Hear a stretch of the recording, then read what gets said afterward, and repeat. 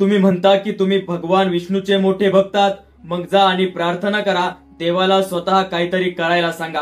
हे वक्तव्य आहे सर्वोच्च न्यायालयाचे सरन्यायाधीश भूषण गवई यांचे. याच वक्तव्यावरून मोठा वाद पेटलाय. काही लोक म्हणतात की त्यांच्या बोलण्यामुळे हिंदूंच्या भावना दुखावल्या, तर काही म्हणतात ते न्यायालयाच्या हिशोबाने बोलले. नमस्कार मंडळी, मी समाधान, तुम्ही पाहतात खटपट ओरिजिनल. प्रकरण आहे मध्य प्रदेशातील खजुराहो मंदिराचं. हे युनेस्कोच्या जागतिक वारसा स्थळांपैकी एक मंदिर आहे. इथल्या जावरी मंदिरात भगवान विष्णूंची 7 फूट उंच मूर्ती आहे, पण त्या मूर्तीला मात्र शिर नाही, शिर तुटलेला आहे. राकेश दलाल नावाच्या व्यक्तीनं सर्वोच्च न्यायालयात एक याचिका दाखल केली. त्याची मागणी होती ही तुटलेली मूर्ती बदलून नवी बसवावी आणि प्राण प्रतिष्ठा करावी. त्याचं म्हणणं होतं या तुटलेल्या मूर्तीमुळे भक्तांना नीट पूजा करता येत नाही. पण न्यायालयाने मात्र ही मागणी नाकारली.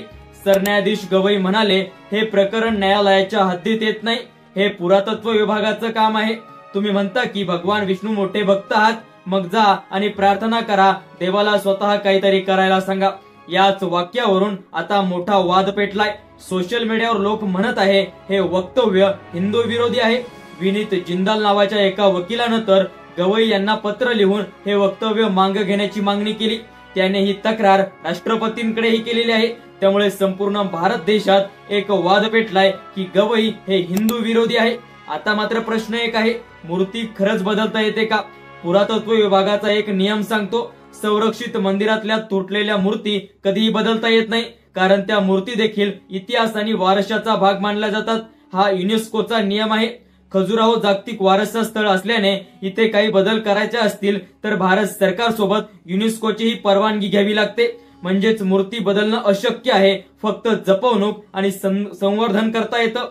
गवई यांच्या या कारणास्तव याचिका फेटाळली, पण त्यांनी विष्णू भक्ताला दिलेलं उत्तर आता चांगलं चर्चेत आलेले आहे.